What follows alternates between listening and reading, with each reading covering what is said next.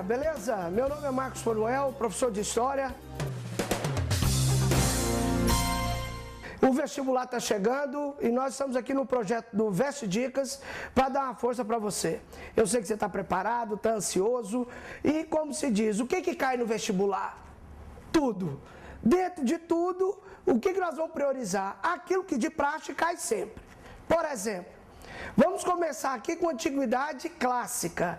A Antiguidade Clássica, a princípio, cai em tudo quanto é vestibular. Ah, professor, e a Antiguidade Oriental? Também. Mas, entre a Antiguidade Oriental e a Antiguidade Clássica cai quase sempre. Quando eu falo de Antiguidade Clássica, nós estamos falando de quem? Nós estamos falando da civilização grega e daqui a pouquinho eu vou falar para vocês da civilização romana. Sobre a civilização grega, o que a gente não pode esquecer? A gente não pode esquecer de algumas questões básicas. O legado. Democracia, com Clístenes, a filosofia e a importância da filosofia para desmistificar e separar a questão do mito da razão. Você destaca aí Aristóteles, Platão e Sócrates, e também a questão do teatro. Falou do teatro, os estilos, comédia, tragédia. Outro aspecto importante quando se fala de Grécia é você lembrar da organização política, cidade-estado. E quando se fala de cidade-estado, destaque para quem? Esparta e Atenas. Uma característica mais intelectual, formação do cidadão. Atenas. Esparta, fundada pelos dórios, aquela característica mais militarista. Dentro disso, eu separei aqui uma questão quente para vocês, que deve, com certeza, estar lá na sua prova. Caiu na UFG e fala exatamente do perfil do cidadão espartano. Em Esparta, o indivíduo tinha uma preparação militar. Tanto é que de praxe, olha só, quando a criança nascia, então os anciãos já faziam o teste. Se a criança apresentasse qualquer tipo de deficiência físico-mental, pegava-se o bebê pelo pé e jogava a ribanceira abaixo. Para essa sociedade, não se admitia um indivíduo fisicamente ou mentalmente imperfeito. Por isso que é importante você estar atento, que como essa questão aqui, não é? Você vai observar então que esse destaque militar, os meninos por volta de 7 anos já eram entregues pelos pais ao Estado. Então, qual vai ser a sociedade na qual nós teremos o militarismo como um ponto essencial desde a formação do cidadão? Então, nós temos aqui opções. Creta? Não. Ilha de Creta, dentro da formação grega. Roma, também não. Chipre, também não. Babilônia, na Mesopotâmia, também não. Então, qual é o grande destaque aqui? Esparta. Esparta, então, é a resposta para você entender a importância da formação militar dentro da Grécia Antiga. Vamos para Roma, então. O que você não pode esquecer de Roma? Primeiro, as fases políticas. Monarquia, república e império. Separei para você aqui uma dica quente. República e império. Por que república e império? Porque são os dois momentos mais importantes da vida política romana. A república, o auge, o expansionismo, as guerras púnicas, os triunviratos. O império, alto império, baixo império. Culturalmente falando, professor, aonde é que os romanos, não é, superam os gregos, se é que eu posso usar essa expressão? Não é? Porque não existe cultura mais nem menos, existem culturas diferentes. Os romanos então foram além, não é? E digamos que seria esse o maior legado cultural romano para nós é o direito. O direito romano é a base do direito ocidental. Por isso que de praxe até hoje é comum no direito, no dia a dia. Até quem nunca pisou na escola sabe o que é habeas corpus. E por que nós usamos essa expressão habeas corpus? Vem do latim, vem de Roma. Então a base do direito ocidental é romano. Então meu aluno que é vestibulando, ele precisa lembrar dessas características. Falei de Antiguidade Clássica, Grécia e Roma, base do pensamento ocidental. Se No caso de Grécia, o grande legado vai ser o quê? A democracia, a filosofia e o teatro. Roma, o grande legado, o direito. Quando se fala dessa questão do direito romano, a gente não pode esquecer também o quê? Que culturalmente isso é o quê? Isso é básico, não é? Quando se fala também da questão da crise romana, a crise romana, não é? Você pega aí o Império Romano, mais ou menos 29 a.C. até 476 depois de Cristo. O que gerou a crise do Império Romano? Um dos maiores impérios do mundo, dominado por um povo que não sabia ler nem escrever, os bárbaros.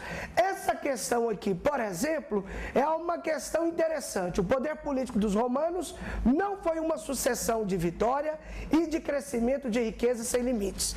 Ou seja, até aqui, toda a riqueza do mundo convergia para onde? Para Roma. Roma, a partir das guerras púnicas, vai ter um grande afluxo de quê? De riquezas. Só que a riqueza por um lado e a miséria por outro. Então, quando se fala desse momento, desse descompasso entre a riqueza e a pobreza romana, então essa questão trabalha muito exatamente o quê? O momento final do Império. Está lá, ó. A expansão do Império trouxe problemas e dificultou os governos, trazendo um aumento constante de conflitos políticos. Na época de Rômulo Augusto, detalhe, quem foi Rômulo Augusto? O último imperador romano. Está lá, ó. Queda de Roma em 476, com a invasão dos chamados bárbaros. Dessa forma, o grande Império Romano é fragmentado e a partir daí, o que meu aluno vestibulando, que é o seu caso, que está preparado, que está ligado e sabe do que eu estou falando, não é? Tem que entender que é a partir da crise do Império Romano é que a gente dá início então ao novo período, também muito importante, que é o quê? A Idade Média. E quando a gente fala de Idade Média, você vai pegar um período cronologicamente do século V até o século XV. Queda do Império Romano do Ocidente, 476 até 1453, queda do Império Romano do Oriente, ou tomada de Constantinopla pelos turcos otomanos. E sobre a Idade Média, então o nosso foco, meu querido vestibulando, minha querida vestibulanda, vem comigo. Nós vamos dividir a Idade Média em duas: Idade Média Ocidental e Idade Média Oriental. Por quê? O Império Romano, lá na sua crise, Imperador Teodósio, Édito de Tessalônica, ele vai dividir o Império em dois: Império Romano Ocidental, capital Roma; Império Romano Oriental, capital Bizâncio. Então, quando você chega na Idade Média, então nós temos a Idade Média dividida em Idade Média Ocidental, que foi o lado que caiu dominado pelos bárbaros, e o lado oriental que não caiu. Do lado ocidental, qual que é a dica? O destaque é o quê? O destaque é o feudalismo. Reinos bárbaros. Professor, cai muito reinos bárbaros no vestibular? Nem tanto. Pode cair? Pode. Mas já que o nosso tempo é curto e você tem muita coisa para estudar, prioriza feudalismo. O sistema que predomina durante a Idade Média, a supremacia da igreja, que se torna a maior instituição medieval. E dentro do feudalismo, eu trouxe aqui alguns pontos interessantes. Está aqui, ó, o teocentrismo cristão. Deus, centrismo, centro. Durante a Idade Média, o que nós vamos observar? O domínio político, econômico, social e cultural da Santa e Madre Igreja Católica Apostólica Romana. O Estado romano cai e a Igreja ascende como uma instituição poderosíssima. Por isso que meu aluno não vai falar de Idade Média sem falar dessa influência, desse poder de quem? Da Igreja de Roma. Então, destaque para o feudalismo e o teocentrismo cristão. Tudo era explicado mediante uma ótica de quem? Da Igreja Católica Apostólica Romana. Eu separei uma questão aqui para vocês com relação, né, à questão de Roma, a questão social romana. Essa questão fala exatamente do modelo de sociedade. Não é? E quando você fala desse modelo de sociedade, o que vale a pena eu destacar aqui?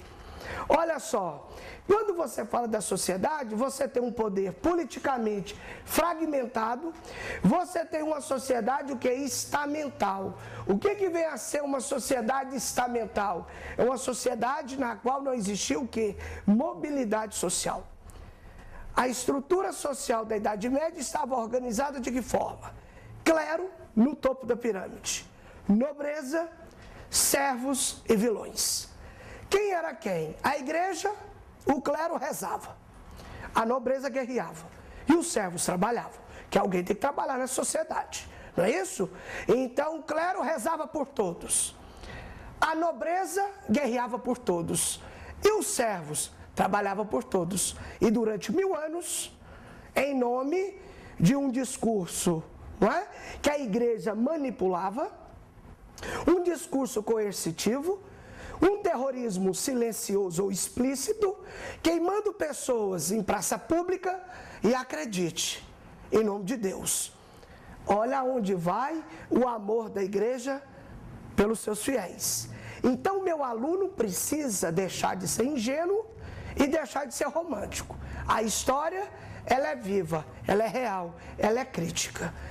E a sua ingenuidade mergulha você naquela ignorância. Por que alguns chamam a Idade Média de Era das Trevas? É essa ignorância que você precisa se libertar dela. Bem, nessa questão então, qual seria o nosso foco principal? É trabalhar exatamente sobre algumas características do feudalismo. Vamos lá? Qual que é a nossa questão aqui? Depois você vai analisar com mais calma. Vamos lá. A sociedade era o que eu disse agora há pouco? Estamental. Por que estamental? Não existia mobilidade social. Ou seja, era fundamentada na origem e nas funções sociais exercidas pelas pessoas. Nasceu servo, morre servo. Nasceu nobre, morre nobre. No clero alguém nasce? Não. Então a formação do clero são de indivíduos ou que vêm dos servos, não é? De origem não nobre, e também da nobreza. Por isso que o clero é dividido em 2 níveis, o alto clero e o baixo clero. Vamos lá, vamos falar um pouquinho da Idade Média Oriental. Atenção agora, hein? Você que é vestibulando, você tem que estar atento aonde? Nos detalhes. E qual é o grande detalhe aqui? Paralelamente àquela Idade Média ocidental, feudal, rural, você vai ter uma Idade Média o quê? Dinâmica. É a Idade Média que é onde o feudalismo não prevaleceu. Outra dica que meu aluno não pode esquecer. Quando se fala de feudalismo na Idade Média, o feudalismo não é no mundo inteiro. O feudalismo, geograficamente falando, ele vai se concentrar no que nós chamamos de Europa Ocidental. E do lado oriental, você vai ter o quê? A civilização árabe, atenção.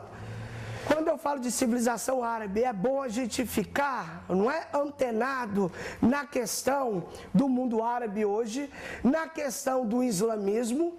É claro que sem ficar atrelando uma coisa a outra, todo muçulmano é necessariamente árabe e todo árabe é muçulmano. Cuidado com esse tipo de generalização.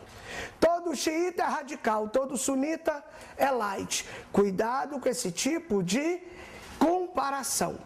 Por quê? Porque senão você incide, não é, em exageros, e no vestibular, pelo nível de prova que você vai fazer, não se admite esse tipo de quê? De equívoco. Então, falou de civilização árabe, vamos ficar de olho dentro da questão da mais nova religião monoteísta, não é? Fundamentada nos princípios do profeta Maomé. Por isso que também é chamada de religião maometana. Outra civilização da Idade Média Oriental que você não pode esquecer é a civilização bizantina. Professor, que civilização é essa? Lembra de quando se dividiu o Império Romano em 2? Tá lembrado? Vou recapitular. Imperador Teodósio, Édito de Tessalônica, dividiu o Império Romano Ocidental e Oriental. O Império Romano Ocidental caiu, dominado pelos bárbaros, o feudalismo. E o Império Romano Oriental, esse não caiu, civilização bizantina. Então, se aparecer na sua prova, civilização bizantina ou Império Romano Oriental, nós estamos falando de quê? Da mesma coisa. Sobre a civilização bizantina, a grande dica, século XI, cisma do Oriente. É quando a Igreja Católica Apostólica Romana vai sofrer uma cisão, uma separação. A partir do século XI, então nós teremos a Igreja Ortodoxa Grega. Com sede aonde? Constantinopla, hoje, Istambul, Turquia. O nosso passeio, então, vem para a Idade Moderna. Professor, é muita coisa e o tempo é curto, exatamente por isso que passar no vestibular não é uma tarefa muito fácil, E o nosso objetivo aqui do Veste Dicas é isso, trazer para você, o máximo de informação possível, mas com qualidade que vai te ajudar. A Idade Moderna, então, ela vai do século XV, tomada de Constantinopla pelos turcos otomanos, até 1789 com a Revolução Francesa. Esse é o período que nós chamamos de Idade o quê? Moderna. Professor, o que eu não posso esquecer da Idade Moderna? Eu já vou começar com o Renascimento. Movimento de caráter o quê? Movimento de caráter artístico, de caráter o quê? Cultural. O Renascimento, ele começa a romper com aquela sociedade teocêntrica que nós acabamos de ver da Idade Média. E o que marca o Renascimento? O humanismo. O que é o humanismo? É a valorização do homem. Se na Idade Média predominou o quê? O teocentrismo, aqui com o Renascimento vai predominar o antropocentrismo. Ou seja, homem, centrismo, centro, agora o homem é o eixo, o homem é o centro. O racionalismo, então nós vamos deixar um pouco aqueles elementos dogmáticos que a igreja impunha e vamos para a razão. E a valorização das capacidades individuais. Durante a Idade Média, a igreja prevalecia, o quê? O coletivismo cristão. Aqui não, aqui nós vamos valorizar a capacidade individual. Então você destaca Dante Alighieri na literatura, você destaca o nosso amigo Leonardo da Vinci, Michelangelo, Caravaggio, entre outros, que a gente não pode esquecer dentro desse movimento. Outra dica quente da Idade Moderna, que eu trouxe aqui para vocês, que também é fundamental nesse nosso trabalho, está aqui, reforma. Movimento de caráter religioso. Movimento de caráter religioso, este que também vai ter o quê? Repercussões, obviamente, políticas, econômicas, sociais. É impossível se falar de um movimento importante na história onde ele fique restrito apenas a um aspecto. E quando você fala de reforma, destaque para o alemão Martim Lutero, para o francês João Calvino e para o rei inglês Henrique VIII. Então, com Lutero, o luteranismo, com Calvino, o calvinismo e com Henrique VIII, o anglicanismo, religião oficial até hoje, na Inglaterra. Vamos lá? Bem, para a gente fechar aqui, digamos assim, essa mudança de comportamento e de pensamento, nós vamos então encerrar essa Idade Moderna com o quê? Com o Iluminismo. Movimento de caráter filosófico, que vai ter suas bases, suas raízes, como berço França e Inglaterra, principalmente na França, século XVII para o século XVIII. Os iluministas olham para a Idade Média e chamam a Idade Média de Era das Trevas. Vamos usar essa expressão entre aspas para deixar claro, que a Idade Média produziu muita coisa importante. Não é isso? Só que a diferença é que a igreja não divulgava, não difundia o que era produzido na Idade Média. Porque se eu falar para o meu aluno, que é vestibulando, que precisa de uma informação com qualidade, de uma dica com qualidade, que a Idade Média só produziu ignorância, nós vamos estar cometendo aí um deslize. Porque senão eu tenho que pegar Santo Agostinho e jogar no lixo.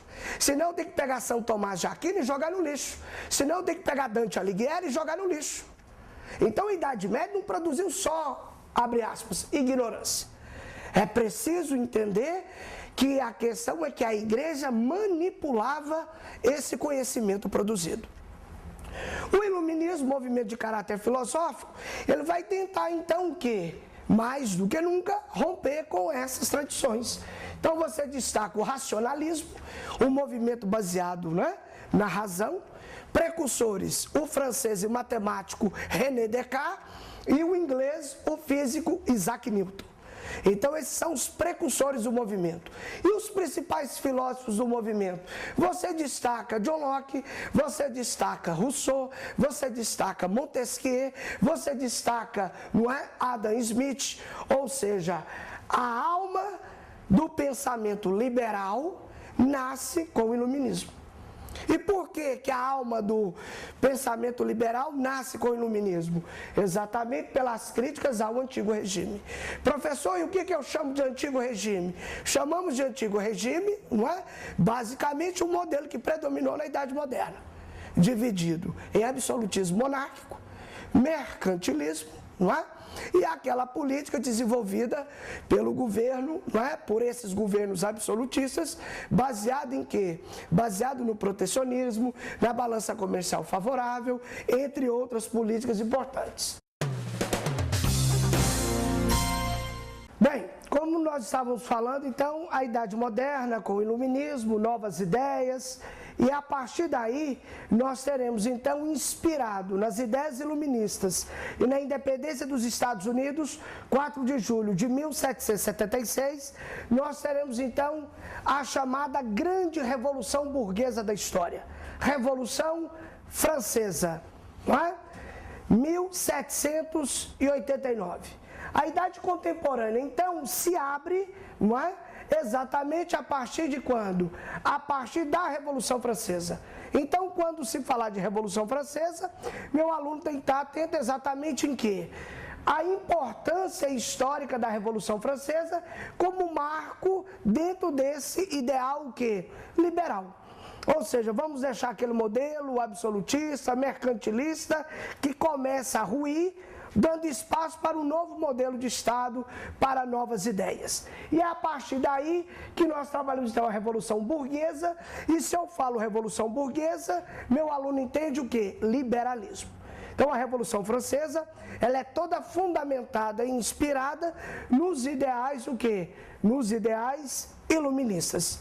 Sobre a Revolução Francesa, é importante a gente lembrar que no dia 14 de julho de 1789, nós teremos a tomada da Bastilha, considerada então que o marco inicial da Revolução Francesa, em cima de princípios básicos, até então, né, não muito tolerados e que acaba ganhando força: liberdade, igualdade, fraternidade.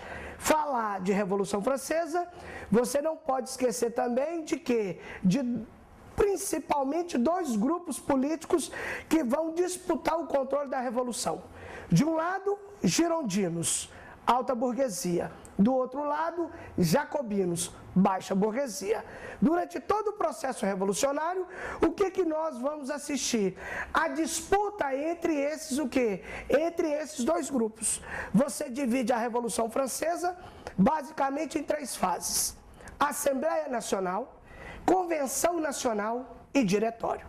Dentro de cada fase, um grupo que teve o controle da Revolução. Fase mais crítica da Revolução, digamos assim, mais violenta, é a Convenção Nacional.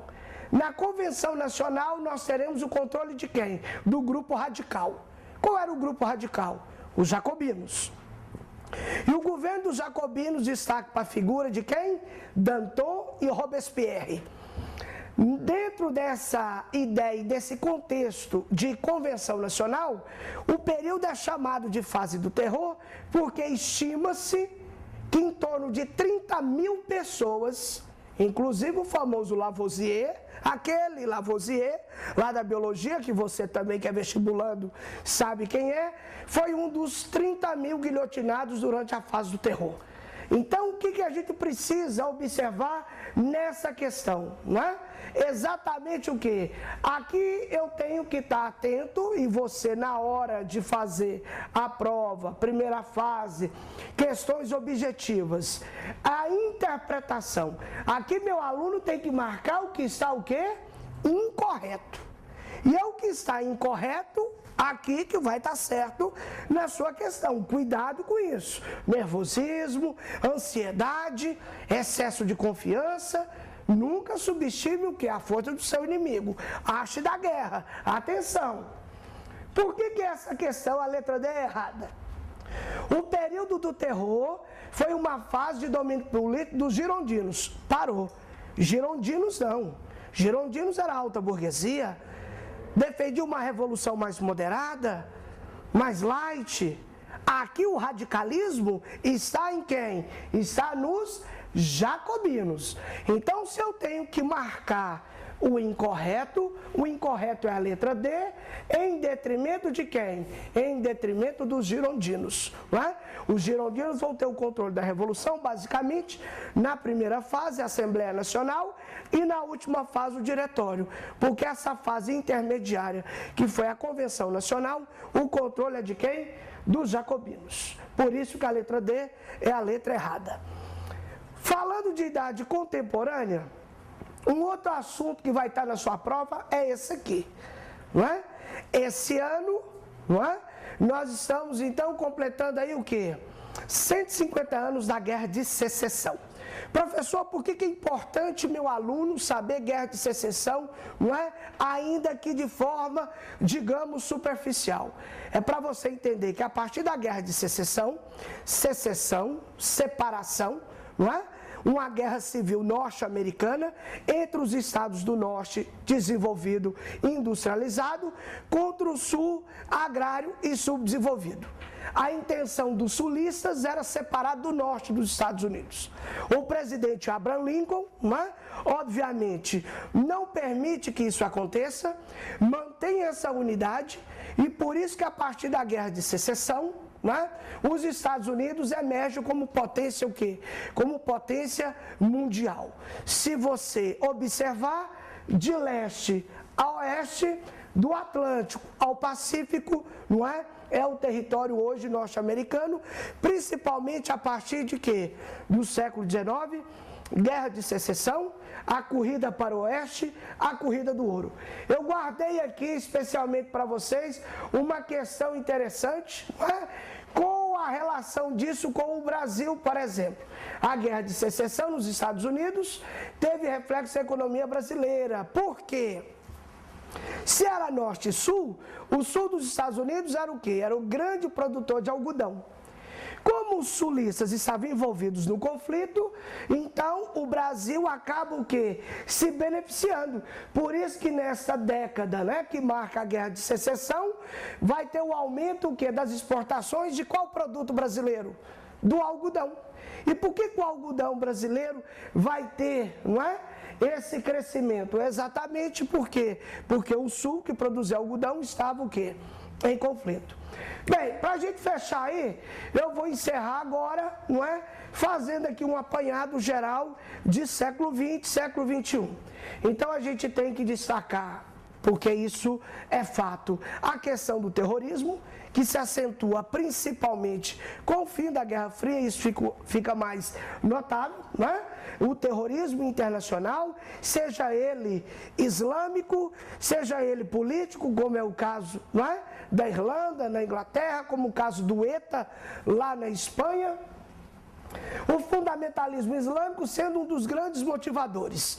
11 de setembro, que o diga, Os atentados a Madrid, os atentados ao metrô de Londres. Então, meu aluno precisa estar antenado nesse contexto, porque é um assunto que tem tudo também para cair na nossa prova, Além, é claro, de que de guerra do Afeganistão, os Estados Unidos invadiu o Afeganistão em outubro de 2011. Ou melhor, 2001, base de Guantánamo, que você tem nada, 700 homens hoje, ligados, segundo os Estados Unidos, sem direito à defesa, sem direito a advogado,